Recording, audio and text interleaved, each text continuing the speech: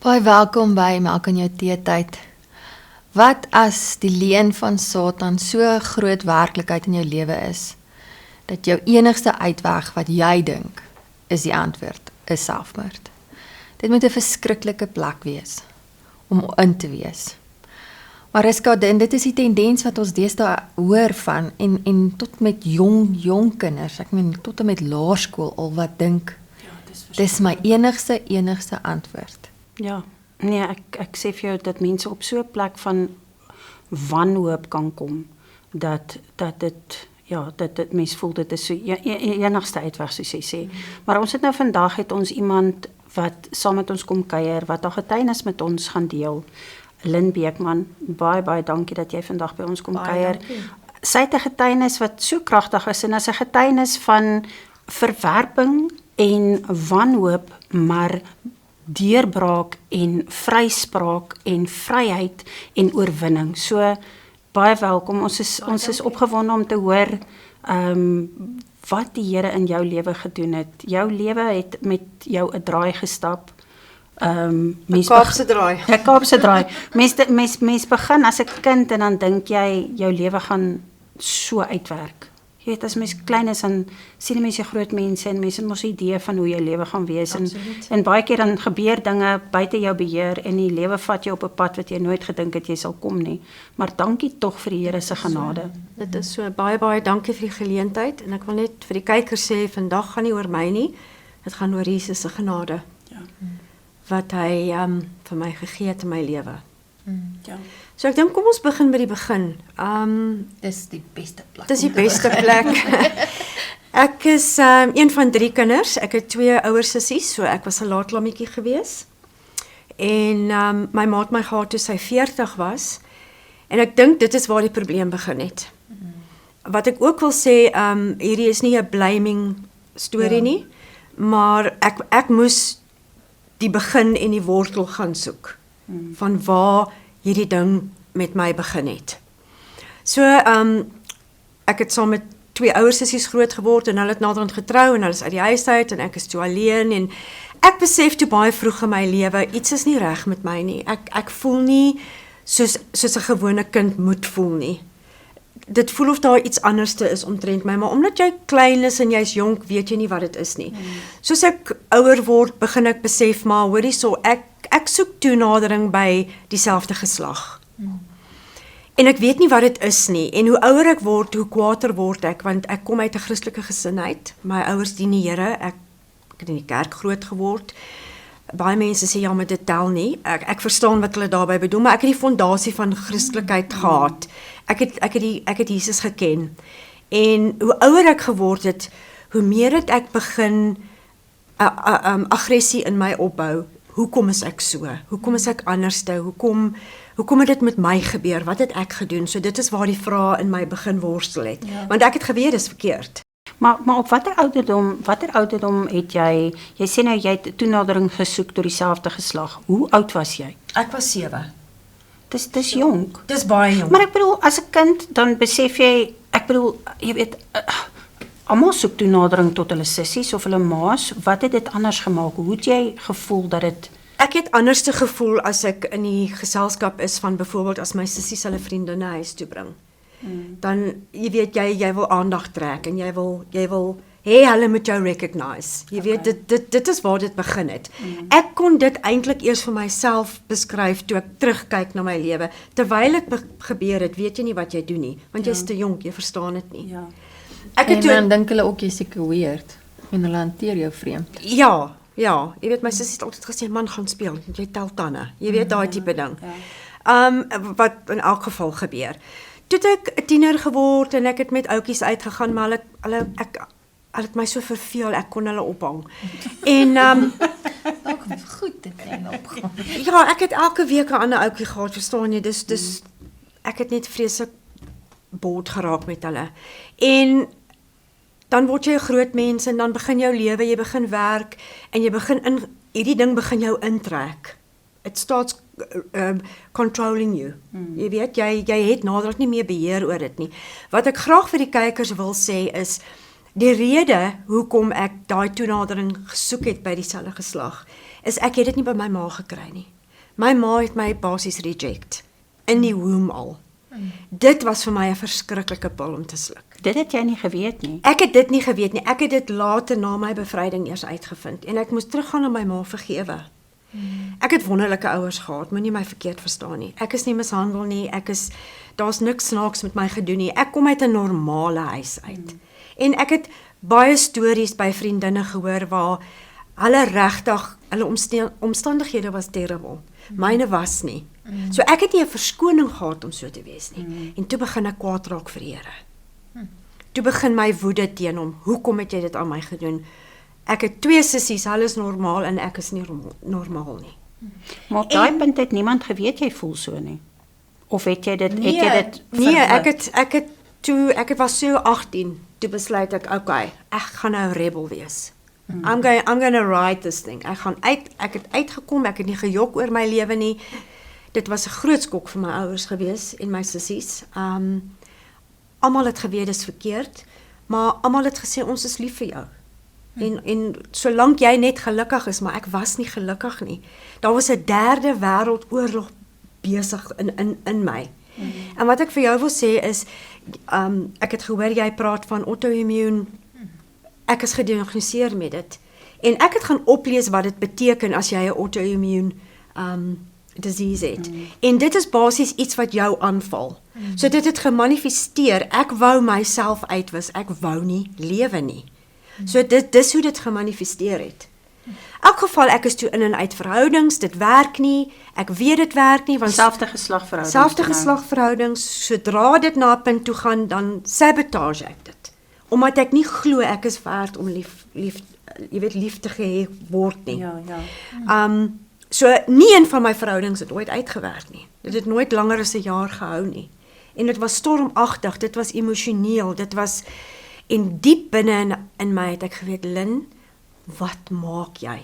Wat jy doen is nie reg nie. Ja. Maar jy weet jy kom tot op 'n punt, ek het tot op 'n punt gekom waar ek gevoel het, okay, ek gaan dit, God, you're not helping me, I'm going to do this on my own. Jy weet daai wanneer jy daar kom in jou lewe, my eie manier van dinge doen. En ek het toe heeltemal onttrek, ek het my verhoudings verbreek, ek het vir mense gesê ek wil hulle nie meer sien nie. En ek het in 'n verskriklike depressie geval. En ek het regtig siek begin word. Toe besef ek, okay, hierdie werk ook nie. Toe gaan ek maar weer terug na daai lewenstyl toe. Want wat anders moet jy doen? Toe sê ek vir die Here, okay, ek het jou gevra, jy het niks gedoen nie. Ek het probeer, dit werk nie. Nou gaan ek net lewe. Kan jy sien daai rebelse, vyandige emosie wat in my opgekom het die hele tyd. So ek was die hele tyd in 'n geveg, eintlik met myself. En om 'n storie kort te maak, toe ek op een stadium net na ek my mammie verloor het, toe ek op 'n stadium gekom en ek het net vir die Here gesê, I'm done. I can't do this anymore. Ek kan nie meer hierdie lewe lei nie. En ek weet dis verkeerd. En ek het op my bed gaan sit en ek het na 'n Amerikaanse prediker geluister in Amerika en hy het daai aand oor homoseksualiteit gepraat. En hy het gesê, it's an abomination to God. En dit het gevoel of iets my hier met 'n vuis slaan, daai woord. Toe besef ek binne in my, ek is besig om iets te doen wat my hemelse Vader seer maak. Ek maak hom hartseer. En net daar het ek my selfmoord begin beplan. Want ek het geweet, ek kan nie meer so wees nie, ek het probeer verander, die Here verander my nie, nou wat nou? Dit is my laaste uitweg en call for help. Ja. So ek het alles begin beplan, en snaaks genoeg, my oudste sussie het kort dan bel sy my en dan sê sy vir my, Lynn, ek's baie bekommerd oor jou, waarmee is jy besig? En sê ek, niks, ek's fine. Maar sy het geweet, iets is nie reg nie. Hoe oud was jy toe jy daai besluit? Dit was in 2014, hoe oud was ek toe? 49. Dis net voor ek 50 geword het. Wow, so jy sit Dis 'n lang pad. Dis 'n lang pad. Ja.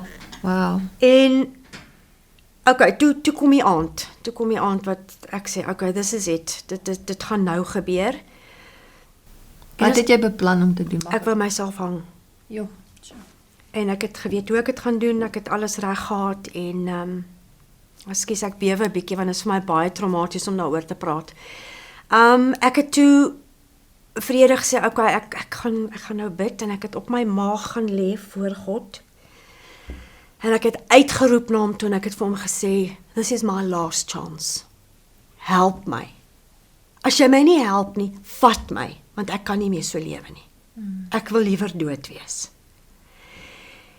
En ek het gelê en bid en ek het in tale gebid en ek het aan die slaap geraak en ek het 'n visioen gehad waar my hande in shackles was. En iets in my het net so gemaak en toe breek die shackles af. Toe kom ek by en ek het nog steeds op my maag gelê en ek het gebid en ek het die Here se naam net aangeroep en aangeroep en aangeroep. En ek het weer in 'n tipe van 'n diep slaap ingegaan. En ek het die volgende oggend wakker geword net daar waar ek gelê en bid het. Toe, okay, wel ek's nog hier. Okay. Gaan stort trek aan, maar iets is anders. Something is different. Maar nie fisies nie, maar binne in my, daar's 'n vrede, daar's iets, maar ek kan nie my vinger op dit sit nie. Ek bel my oudste sussie, ek sê vir haar, ek gaan nou dink ek's koekoes, maar dis okay. We all know there's something not right. Ek sê vir haar, dis wat gebeur het en ek voel anderste. Sy sê, okay, wow, jy weet, kom ons glo dat iets gebeur. Sure. Julle, van daai dag af, nog nooit weer het ek 'n begeerte gehad vir dit nie. Wow. Kyk nie na dit nie, ek kon niks met dit te doen hê nie. Ek het heeltemal weggestap van daai lewenstyl af. Heeltemal. Sure. En dit kan net die Here wees wat dit gedoen het, want jy kan nie, ek het bewys, jy kan dit nie in jou eie krag doen nie. Dit is een van die moeilikste goed julle om van weg te breek. Kyk, ek was nog nooit aan dwelms verslaaf of drank maar hulle sê homoseksualiteit is die moeilikste een om van weg te kom. En die Here was my ongelooflik genadig. Hy het dit gebreek in die geesteswêreld. Ek het gesien hoe breek daai shackles van my hande af. En ek is vandag vry. Maar die sad ding is, as ek daaroor praat, niemand glo jou nie. Almal sê, ag, dis 'n fase wat jy deurgaan, jy gaan weer teruggaan. Ek het met my vriende probeer praat en vriende en ongelukkig selfs mense baie naby aan my het my nie geglo nie. So dit is 'n baie moeilike ding om oor te praat en mense glo jou absoluut nie. Okay, dis nou 9 jaar wat ek vry is. Sure. En dit is die eerste keer wat ek werklik daaroor praat. Publicly daaroor praat. Ek het baie lank gewag vir die Heilige Gees om vir my die go-ahead te gee. Sure. En ja, ek is vry en is net die Here se genade en ek wil hom al die eer en die lof gee. Ja, nou, hoorie, maar dit wat jy eintlik nou vandag vir ons vertel, is eintlik 'n baie onpopulêre ding.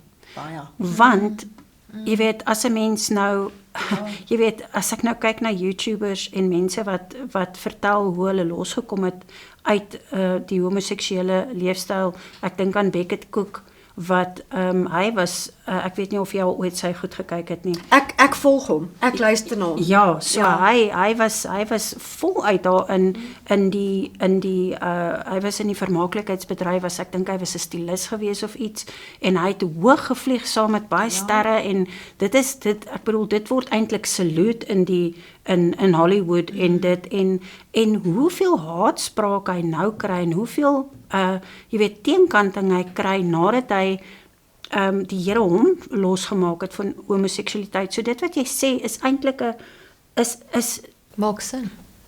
Dat jy nie geglo word nie. ja, dit maak heeltemal sin dat jy nie geglo word nie want dit is eintlik onpopulêr.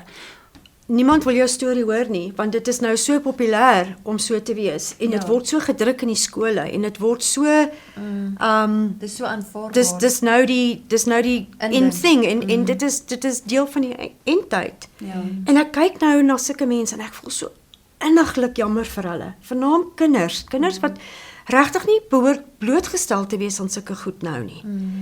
Ek moet net vir julle een ding sê, ek was baie hartseer want die duiwel het my lewe kom steel. Ja. Hy het regtig jare en jare van my lewe gevat. Maar die Here het vir my gesê, ek gaan dit vir jou teruggee my kind. Jy hoef nie daaroor hartseer te wees nie. So jy weet hy het dit ook vir my kom regmaak. Ja. Want ek het half gesê, maar ek het nou so min tyd oor, wat doen ek nou vir u? Ek het al daai jare gemors op die duiwel se leen, want dit is wat hy doen. Hy kom in op 'n situasie, soos in die baarmoeder, waar jy geen, jy weet, jy het nie, wat is die woord wat ek soek? Jy het geen beheer daaroor. Jy het nie 'n beheer nie. Ek het baie vir hom gesê, maar jy het my nie 'n keuse gegee nie. Ek sou nooit gekies het om so te wees nie. Ja. So, dit is ook iets wat jy teen beklei. Niemand het jou gevra, hoorie, wil jy so wees nie. Dit gebeur net met jou, maar dis die Satan. Maar jy vind dit eers later in jou lewe uit. Ja, maar vertel 'n bietjie vir ons wat het gebeur daar, want jy het nou geraak daaraan dat jy deur jou ma verwerp is in die baarmoeder. Wat het gebeur? Ja, kyk, dit was nie my ma se skuld nie en ek moes eintlik teruggaan en in haar skoene staan. My ma was 40. Sy het 'n ouer dogter gehad in matriek en dan my middelsussie en my ma was nie reg vir 'n baba nie. Ek dink jy weet daai tyd het dit net gebeur. En dit was 'n groot skok. Dit was 'n groot skok vir haar en dis asof sy kon net nie met dit deel nie. En dit is ook wat ek vir die luisteraars wil sê, mamas wat verwagtend is, asseblief wees so sensitief oor wat jy oor jou kind sê. Daai kind kan jou hoor, hulle kan voel wat jy voel. As jy depressief is, dit raak hulle. Hulle kom dan in die lewe in en hulle besef, maar jy wou my nie eintlik gehad het nie, maar nou is ek hier, nou wat nou? My ma was lief vir my gewees, definitief. Maar sy het deur trauma gegaan toe sy my verwag het. En die duiwel het 'n gap gesien en hy het ingetree en hy het my lewe oorgevat. Ja. Maar ek is baie dankbaar in 'n manier dat ek tot hier gekom het, want nou kan ek iets vir die Here doen. Hy het op die kruis vir my gesterwe. Nou kan ek vir hom iets doen. As ek na jou storie luister, dan wil ek ook saam met jou kwaad wees oor dit wat jy van ontneem is. Maar ek dink wat ek vandag vir jou wil sê is, jy het 49 jaar se ervaring en empatie wat jy met ander kan deel. Want daar is soveel van hulle wat ook in hierdie goed vassit en niemand sal vir hulle die waarheid of bereid sal wees om vir hulle die waarheid te sê nie. En baie keer moet ons deur goed gaan of 'n prys betaal om 'n verskil te kan maak aan ander mense. Maar jy gaan weet. Jy gaan presies weet. Ek gaan nie weet hoe dit voel nie. So ek gaan nie noodwendig die genoegsame empatie en te kan hê met daai mense nie. So ek wil dit vandag vir jou sê dat jy dit sal weet en dat dit vir jou hoe kan ek sê, bemoedigend sal wees om te weet, jy weet hoe, en jy kan help, jy kan 'n verskil maak. Ek wil help, ek wil regtig help, en as hierdie uitsending een persoon kan red, van ewige verderf en vir ewig weg wees van die Here, dan was my lewe die moeite werd. Op daai noot gaan ons groet en ons gaan sê amen, en as jy hulp nodig het, jy weet waar om op te kry, en kontak ons gerus, en onthou, daar's hoop en jy kan vrykom van homoseksualiteit. Tot 'n volgende keer. Totsiens. Totsiens. The long-awaited Embraced by Grace Guide, Volume 1 is finally available. This foundational volume is packed with biblical truth in a way that is easy to read and understand. The beautiful illustrations throughout the book makes it fun and easy to read, even for those who are not avid readers. This first book of 3 volumes contains chapters that every believer needs to grasp, like the supernatural realm, salvation, baptism, body, soul and spirit, Father, heart of God, prayer, praise and worship, and into the Word. This book is a valuable evangelical tool and makes for a great gift. The first volume is available for the low price of R200, postage excluded. Please use the details on screen to place your order.